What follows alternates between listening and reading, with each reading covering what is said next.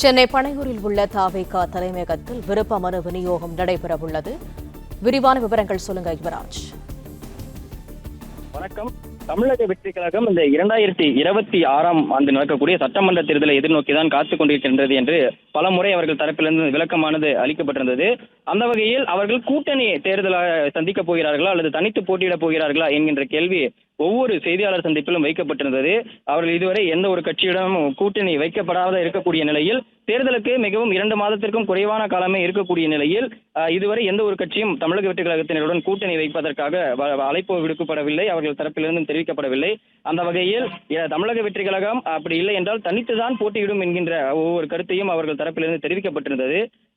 தமிழகத்தில் இருக்கக்கூடிய 234 சட்டமன்ற தொகுதிகளிலும் தமிழக வெற்றி கழகம் சார்பிலும் அதே போன்று விஜயை கட்சித் தலைவராகவும் முதல்வர் வேட்பாளராகவும் ஏற்றுக்கொண்டிருக்கக்கூடிய எந்த ஒரு நபரும் தமிழக வெற்றி கழகத்தினுடைய உறுப்பினர்கள் நிர்வாகிகள் 234 தொகுதிகளிலும் போட்டியிடுவதற்காக கட்சியின் சார்பில் வழங்கப்படக்கூடிய விருப்ப மனுக்களை பெற்றுக்கொண்டு அதற்காக விண்ணப்பிக்கலாம் என்று தெரிவிக்கப்பட்டிருக்கின்றது. அப்படி விண்ணப்பிக்கக்கூடிய நபர்கள் அவர்களுடைய அந்த முழு விவரங்களும் அவர்கள் தரப்பில் இருக்கக்கூடிய சொத்து மதிப்பு விவரங்கள் கட்சிக்கு தெரியப்படுத்த வேண்டும் எனவும், அதே போன்று அவர்கள் தரப்பில் எந்த ஒரு புகார்களும் எந்த ஒரு கெட்ட பெயர்களும் இருக்கக்கூடாது என்று ஏற்கனவே அறிவுறுத்தப்பட்டு இருந்தது. இதற்கு கடந்த டிசம்பர் மாதத்திலிருந்து ஒவ்வொரு தொகுதிகளிலும் அதற்கான அந்த பணிகளானது நடைபெற்று வந்தது. ஒவ்வொரு தொகுதியிலும் யார் யார் நிற்க வைக்கப்படலாம் என்கின்ற அந்த ஒரு வேலையும் கட்சியின் சார்பில் நடைபெற்று வந்தது. அந்த வகையில் இன்று இதற்கான முழு அதிகாரப்பூர்வ அறிவிப்பானது தற்போது வெளியிடப்பட்டிருக்கின்றது. இது கடந்த மாதங்களின் பொழுது ஒவ்வொரு அரசியல் கட்சிகளுமே திமுக, அதிமுக, பாமக, மக்கள் நீதி மையம் போன்ற ஒவ்வொரு அரசியல் கட்சிகளும் தங்கள் சார்பில் இருக்கக்கூடிய அந்த தொகுதிகளில் போட்டியிடக்கூடிய விருப்பமாக இருக்கக்கூடிய அந்த வேட்பாளர்கள் தங்கள் கட்சியின் சார்பில் வழங்கப்படக்கூடிய விருப்ப மனுக்களை பெற்றுக்கொண்டு விண்ணப்பிக்கலாம் என்று தெரிவிக்கப்பட்டிருந்தது. ஆனால் தமிழக வெற்றி கழகம் சார்பில் முதலாக களமாடப் போகின்ற தமிழக வெற்றி கழகம் இது தொடர்பாக எந்த ஒரு அறிவிப்பும் இதுவரை வெளியிடப்படாமல் இருந்தது. நேற்று கட்சியினுடைய 3ஆம் ஆண்டு தொடக்க விழா பனையூரில் நடைபெற்றிருக்கக்கூடிய நிலையில் அங்கு நடந்த செய்தியாளர் சந்திப்பிலும் இந்த விருப்ப மனு தொடர்பாக பல கேள்விகள் முன்வைக்கப்பட்டிருந்தது. அந்த வகையில் இன்று இதற்கான அதிகாரப்பூர்வ அறிவிப்பு வெளியாகி இருக்கின்றது. பிப்ரவரி மாதம் 2ஆம் தேதி அன்றில் பிப்ரவரி மாதம் 6ஆம் தேதியிலிருந்து பிப்ரவரி மாதம் 14ஆம் தேதி சனிக்கிழமை வரை இதற்கான விருப்ப மனுக்களானது கட்சியினுடைய அலுவலகத்தில் வழங்கப்படும் எனவும், இதற்கான கேட்கப்பட்டிருக்கக்கூடிய அந்த விவரங்களை சரியாக பூர்த்தி செய்து இதற்கான விண்ணப்பங்களை விண்ணப்பிக்கலாம் என்று கட்சியினுடைய தரப்பிலிருந்து தெரிவிக்கப்பட்டிருக்கின்றது. இதற்கு முன்னதாகவே 234 தொகுதிகளிலும் ஒருவேளை கூட்டணி அமைக்கப்பட்டால், அப்படி தனித்து போட்டியிட கூட்டணி அமைக்கப்பட்டாலோ தனித்து போட்டியிட்டாலோ எவ்வாறு இதற்கான களமாட வேண்டும் எனவும், இதற்கான வேட்பாளர்கள் எவ்வாறு தேர்வு செய்ய வேண்டும் என்கின்ற பல்வேறு நடவடிக்கைகளை தொடர்ந்து கட்சி மேற்கொண்டு வந்தது. அந்த வகையில் கூட்டணி கட்சிகள் வரவில்லை என்கின்ற அந்த ஒரு நோக்கில் தற்பொழுது தனித்து களமாடுவதற்கும் தமிழக வெற்றி கழகம் தயாராகி இருக்கின்றது என்பதை தெளிவுபடுத்துவதற்காகவே 234 தொகுதிகளிலும் சட்டமன்ற தொகுதிகளிலும் தனித்து போட்டியிடுவதற்காகவும் அதே போன்று தயாராகி வருவதாக, ஒவ்வொரு தொகுதிகளுக்கும் இருக்கக்கூடிய வேட்பாளர்கள் தொகுதிகளில் களமாட வேண்டும் என்கின்ற ஒரு ஆசை இருக்கக்கூடிய நபர்கள், மக்களுக்கு ஏதாவது செய்ய வேண்டும் என்கின்ற நோக்கில் இருக்கக்கூடிய நபர்கள் இதற்கான விருப்ப மனுக்களை பெற்று விண்ணப்பிக்கலாம் என்று கட்சியினுடைய தரப்பிலிருந்து தெரிவிக்கப்பட்டிருக்கின்றது.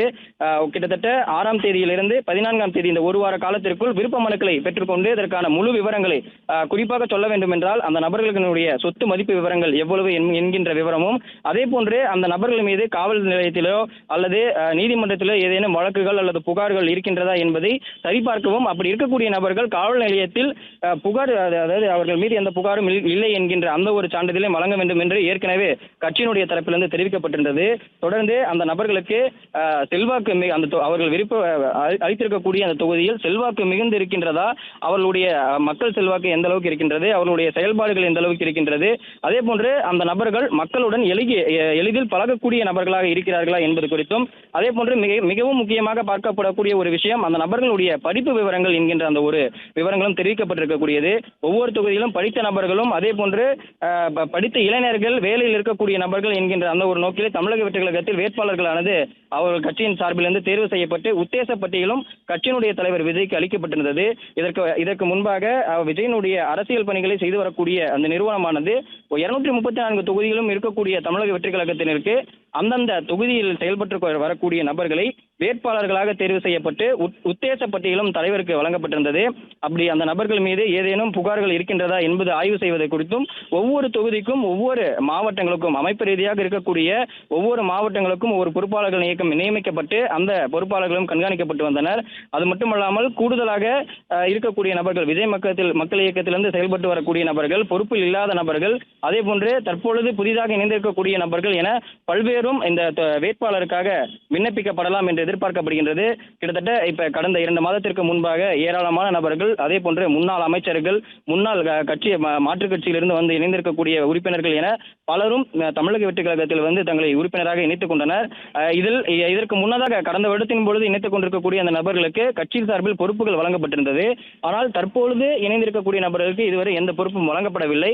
அதனால் அந்த நபர்களும் விண்ணப்பிக்கப்படலாம் என்கின்ற அந்த ஒரு எதிர்பார்ப்பும் எழுந்திருக்கின்றது. இதற்கு முன்னதாக ஒவ்வொரு மாவட்டத்தில் இருக்கக்கூடிய மாவட்ட செயலாளர்களோ அல்லது முக்கிய நிர்வாகிகளோ நீங்கள் வந்து உங்களுடைய பணியை செய்தால் மட்டுமே உங்களுக்கான அந்த வேட்பாளர் பொறுப்பு வழங்கப்படும் எனவும், நீங்கள் மாவட்ட செயலாளராக இருப்பதால் உங்களுக்கு வேட்பாளர் பொறுப்பு வழங்கப்படாது, கட்சியினுடைய தலைவர் யாரை நியமிக்கிறாரோ அவர்தான் அந்த தொகுதிக்கான வேட்பாளர் என்பதை வந்து கட்சியினுடைய சார்பிலிருந்து அடிக்கடி தெரிவிக்கப்பட்டு வந்தது.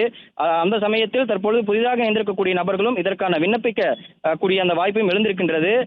கட்சியினுடைய மாவட்ட செயலாளர்கள் மற்றும் முக்கிய நிர்வாகிகள் வந்து அவர்களுக்கான தொகுதிகள் ஏற்கனவே சில தொகுதிகள் வந்து நீங்கள் தான் இந்த தொகுதியில் போட்டியிட போகிறீர்கள் என்கின்ற அந்த ஒரு தகவலையும் கட்சியின் சார்பிலிருந்து முன்னதாகவே தெரிவிக்கப்பட்டு வந்ததாகவும், செல்வாக்கு மிகுந்த நபர்கள் இந்த தொகுதியை தான் தேர்ந்தெடுத்து அவர்களுக்கான அந்த தொகுதியில் தற்பொழுது களப்பணியிலும் அவர்களுக்கான அந்த தொகுதியில் வெற்றி பெறக்கூடிய அந்த ஒரு பணியிலும் ஈடுபட்டு வருகின்றனர். அடுத்து புதிதாக வரக்கூடிய நபர்கள் அவர்களுக்கான தொகுதியை தேர்ந்தெடுத்து இந்த மாத இறுதிக்குள் அவர்களுக்கான தொகுதிகளானது ஒதுக்கப்பட்டு விரைவில் அவர்கள் சார்பில் கட்சியினுடைய சார்பிலிருந்து யார் யார் எந்தெந்த தொகுதியில் போட்டியிட போகிறார்கள் என்பது குறித்தும், அதே போன்று இந்த விருப்ப மனுக்களை பெற்ற பின்னர் அவர்களுக்காக எந்த தொகுதிகள் ஒதுக்கப்பட்டிருக்கிறது என்பது குறித்தும், அதே போன்று ஒவ்வொரு நபர்கள் மீதும் ஏதேனும் புகார்கள் இருக்கின்றதா என்பதை ஆலோசித்த பிறகு அவர்களுக்கான அந்த தொகுதிகளானது வழங்கப்படும் எனவும், குறிப்பாக சொல்ல வேண்டும் என்றால் ஒரு நபர் விண்ணப்பிக்கப்படுகிறார் என்றால் அந்த நபர் மீது கட்சியில் இருக்கக்கூடியவர்களோ அந்த மாவட்டத்தில் இருக்கக்கூடியவர்களோ அந்த தொகுதியில் இருக்கக்கூடிய தமிழக வெற்றி கழகத்தினுடைய நிர்வாகிகள் ஏதேனும் புகார்கள் வைக்கிறார்களா என்பது குறித்து ஆலோசிக்கப்பட்ட பின்னரே அவர்களுக்கு வந்து அந்த தொகுதிகள் வழங்கப்படும் எனவும், அதே போன்று அந்த நபர்கள் மீது குறிப்பாக எந்த பிளே ஸ்டோர் மற்றும் ஆப் ஸ்டோரில் இருந்து பாலிமர் செயலியை QR கோடு மூலம் பதிவிறக்கம் செய்யுங்கள். செய்திகளை உடனுக்குடன் பெறுங்கள்.